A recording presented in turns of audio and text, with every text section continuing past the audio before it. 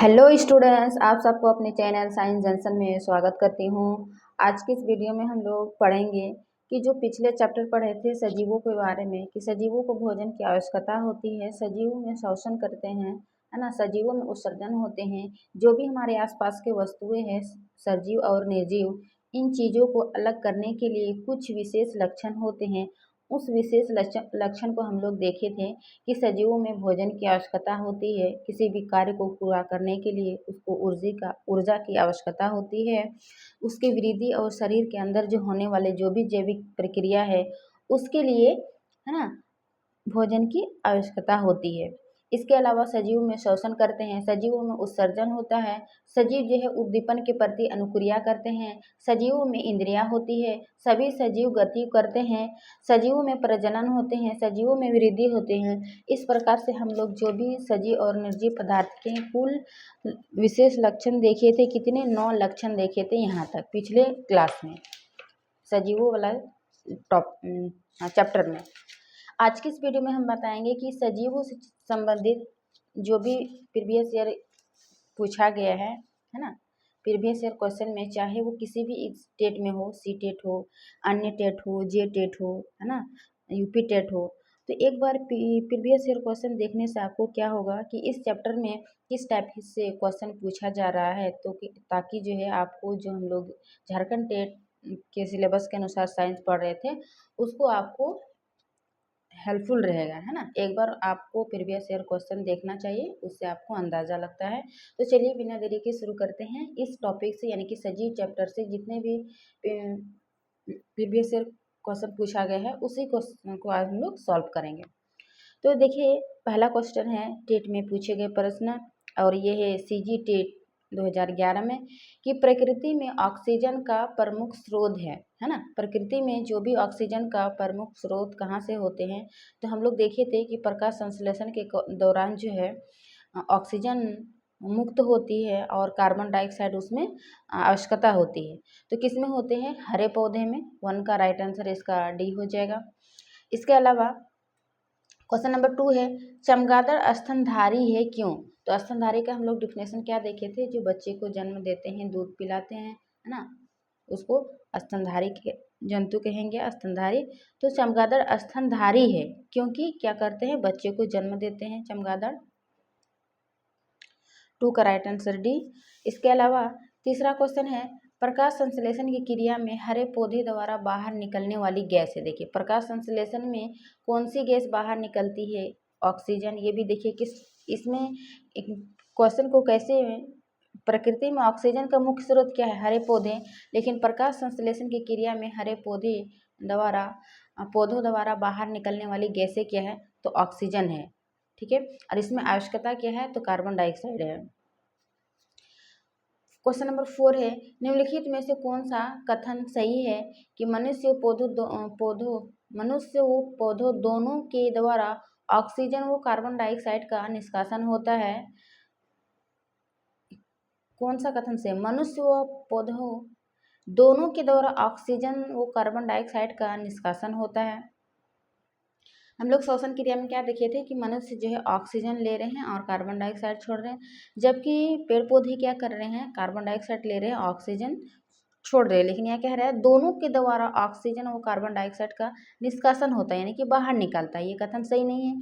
B number है, मनुष्य oxygen व कार्बन डाइऑक्साइड दोनों का निष्कासन करता है, यानी कि बाहर करता है ना। ऐसा नहीं, ऑक्सीजन लेते हैं हम लोग और कार्बन डाइऑक्साइड निष्कासित करते हैं। सी क्या है? पौधे ऑक्सीजन व कार्बन डाइऑक्साइड दोनों का निष्कासन करते हैं। ये सही होगा, क्योंकि पौधा जो है सूर्य की उपस्थिति में दिन में कार्बन डाइऑक्साइड लेते हैं और क्या करते हैं? ऑक्सीजन लेते हैं। लेकिन जब उसको सूर्य की प्रकाश की उपस्थिति नहीं होती है तो वह, यानी कि रात में, तो वह उल्टे होते हैं, यानी कि हमारे तरह ऑक्सीजन लेते हैं और कार्बन डाइऑक्साइड छोड़ते हैं। तो पौधे क्या करते हैं? दोनों करते हैं, ऑक्सीजन व कार्बन डाइऑक्साइड दोनों का निष्कासन करते हैं। और का सी। ये था अन्य राज्य से संबंधित। ये देखिए एस टेट में पूछा जा रहा है, इसमें यूपी टेट में। उसके बाद सी टेट में किस टाइप का प्रश्न पूछा जा रहा है, क्योंकि जेटेट विज्ञान का सिलेबस जो है साइंस से मिलता जुलता है, इसीलिए इसका प्रीवियस ईयर भी हम लोग देख लेंगे एक बार, तो जो है एग्जाम में हेल्पफुल ही रहेगा। तो इसका फर्स्ट क्वेश्चन है, नीचे दिए गए जीवों के समूहों में से किनकी दृष्टि श्रेष्ठ होती है तथा वे मनुष्यों की तुलना में 4 गुनी अधिक दूरी की वस्तुओं को देख सकते हैं। तो थ्योरी क्लास में हम लोग पढ़े थे कि चील, गरुड़ और गिद्ध इसकी जो है मनुष्य की तुलना में 4 गुनी दूर की वस्तुओं को देख सकते हैं ना, इनकी दृष्टि 4 गुनी होती है मनुष्य की तुलना में। चील, गरुड़, गिद्ध, 3 नाम याद रखना है। दूसरा क्वेश्चन है, जब कोई सपेरा अपने वाद्य यंत्र बीन को बजाता है तो सांप उसकी ध्वनि पर अपने सिर को इधर उधर घुमाता है। आपके विचार से सांप जो है वाद्य यंत्र के प्रति अनुक्रिया कैसे कर रहा है? तो हम लोग सांप के बारे में पढ़े थे कि वह अपने कंपन से जो है पहचान लेते हैं, है ना। सांप के बारे में क्या कि वह सुन नहीं सकता है परंतु जमीन पर हुए कंपन को महसूस कर सकता है। तो वाद्य यंत्र क्या होगा, जब उस वाद्य यंत्र द्वारा उत्पन्न कंपनों के प्रति क्या करेंगे, सांप अनुक्रिया करते हैं और वह इधर उधर ध्वनि पर सिर को इधर उधर घुमाता है। दूसरा क्वेश्चन का ए। तीसरा क्वेश्चन है, यदि हम पक्षियों का अवलोकन करते हैं तो हम यह पाते हैं कि अधिकांश पक्षी जो है वह अपनी गर्दन अत्यधिक हिलाते हैं। इसका कारण यह है कि इस पक्षी के बारे में बताए थे कि पक्षी का जो है वो दोनों तरफ आंखें होती है और अपने साइड में, है ना, नहीं देख सकते हैं अगल बगल को, इसीलिए जो है आगे पीछे देखने के लिए वो अपने गर्दन को हमेशा हिलाते रहते हैं। तो इसका मुख्य कारण क्या होगा कि अधिकांश पक्षियों के नेत्र जो है वह स्थिर होते हैं और घूम नहीं सकते, है ना, उनकी नेत्र आंखें जो है पुतलियाँ घूम नहीं सकती, जबकि हमारे पक्षियों में, मनुष्य में क्या होता है कि हम हमारे आसपास के भी स्थिर नहीं होते, हम आँखों को मतलब घुमा सकते हैं, है ना, इधर उधर देख सकते हैं आगे पीछे, जबकि पक्षियों में ऐसा नहीं है, इसीलिए वो अपने सर को आगे पीछे हिलाते रहते हैं। 3 का राइट आंसर भी। 4 क्वेश्चन है, नीचे दिए गए सभी जानवरों में निम्नलिखित में से कौन सी विशेषता पाई जाती है ना, जानवरों की विशेषता पूछ रहा है कि छिपकली जो जानवर दिया हुआ है, छिपकली, गोरैया, कछुआ, सांप, तो उनके शरीर सल्क से ढके होते हैं या फिर वे अंडे देते हैं, वे जहरीले होते हैं, वे भूमि वो एवं जल दोनों में रह सकते हैं। तो इसका क्या हो जाएगा, छिपकली, गोरैया, कछुआ, सांप ये क्या करते हैं, अंडे देते हैं, यानी कि 4 का राइट आंसर बी, है ना, क्या हो जाएगा कि वे अंडे देते हैं। नेक्स्ट क्वेश्चन है 5, निम्नलिखित पक्षियों में से कौन काफी हद तक अपनी गर्दन को पीछे तक घुमा सकता है? तो इसका राइट आंसर उल्लू बताए थे कि अपने गर्दन को जो है वो काफी हद तक पीछे घुमा सकता है उल्लू। 6 क्वेश्चन है, कुछ पक्षी हमारी तुलना में 4 गुनी अधिक दूरी तक देख सकते हैं, ये पक्षी क्या है? देखिए फिर भी एक क्वेश्चन देखे थे हम लोग पक्षी वाला में, है ना, 2016 वाला क्वेश्चन में 2024 में पूछ रहा है, चील, बाज और गिद्ध, है ना, या फिर चील, गरुड़, गिद्ध। तो ये 3 नाम याद रखना है कि मनुष्य से उसका दृष्टि कितनी है, 4 गुनी अधिक है।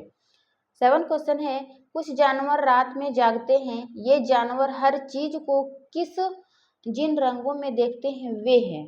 कहने का मतलब कि कुछ जानवर रात में जागते हैं और ये जानवर हर चीज को जिन रंगों में देखते हैं वह क्या है? तो काला और सफेद, यानी कि रात्रिचर वाले जानवर क्या करते हैं, कौन सा रंग को देखते हैं, काला और सफेद को। क्वेश्चन नंबर 8 है, निम्नलिखित में से सही कथन चुनिए। ठीक है, दिया गया ऑप्शन के अनुसार सही कथन चुनना है। क्या कह रहा है कि जिन जानवरों के बाहरी कान वो शरीर पर बाल होते हैं वे क्या करते हैं, बच्चे देते हैं। सही कथन को चुनिए। तो यह सही लग रहा है ना कि जिसकी कान बाहर में कान हो, शरीर पर बाल होते हैं, वह क्या करते हैं, बच्चे को जन्म देते हैं। दूसरा ऑप्शन है, जिन जानवरों के बाहरी कान वो शरीर पर बाल नहीं होते हैं वे क्या करते हैं, अंडे देते हैं, ये भी सही है। तीसरा ऑप्शन है, जिन जानवरों के बाहरी कान वो शरीर पर बाल नहीं होते हैं वे बच्चे देते हैं। जब पहला ही ऑप्शन सही है तो ये वाला जो है वो गलत हो जाएगा। 4 ऑप्शन है जिन जानवरों के बाहरी कान व शरीर पर बाल होते हैं वे अंडे देते हैं, यानी कि इसका सही कथन हो जाएगा ए और बी, है ना। ऑप्शन डी के अनुसार है ए और बी, क्वेश्चन नंबर 8 का। नेक्स्ट क्वेश्चन देखते हैं, क्वेश्चन नंबर 9 कि रात में जागने वाले जानवर हर चीज को किस रंग से देखते हैं, तो एकदम इम्पोर्टेंट याद रखना है, काला और सफेद ही देख सकते हैं, बाकी वो किसी कलर को नहीं देख सकते हैं। रात्रि चर वाले जैसे चमगादड़ हो गया, है ना। इसके अलावा जो भी जानवर मैं बताई थी उसको याद रखना है। क्वेश्चन नंबर 10 है पक्षी अपने गर्दन बहुत अधिक हिलाते हैं, इसका कारण क्या है। क्यों क्यों पक्षी अपने गर्दन को हिलाते हैं, तो उसके पक्षियों की आंखें की पुतली जो है वो घूम नहीं सकती है ना, इस कारण वो पक्षी अपने गर्दन को आगे पीछे हमेशा हिलाते रहते हैं अपने आसपास की वस्तु या अगल बगल की वस्तु को देखने के लिए। क्वेश्चन नंबर 11 है निम्नलिखित में से जीवन प्रक्रियाओं का कौन सा युग्म पेड़ पौधों और जीव जंतु दोनों में मिलता है, यानी कि जीवन प्रक्रियाओं के लिए कौन से पेड़ पौधे और जीव जंतु दोनों में जो है वो कॉमन है, तो इसका राइट आंसर हो जाएगा कि वह वृद्धि करते हैं और प्रजनन करते हैं, यानी कि सजीवों वाले जो भी थ्योरी में पढ़े थे कि सजीव और निर्जीव में क्या विशेषताएं हैं, इन दोनों में क्या अंतर है, तो ये जो है दोनों में कॉमन पाया जाएगा कि वो वृद्धि करते हैं और प्रजनन करते हैं।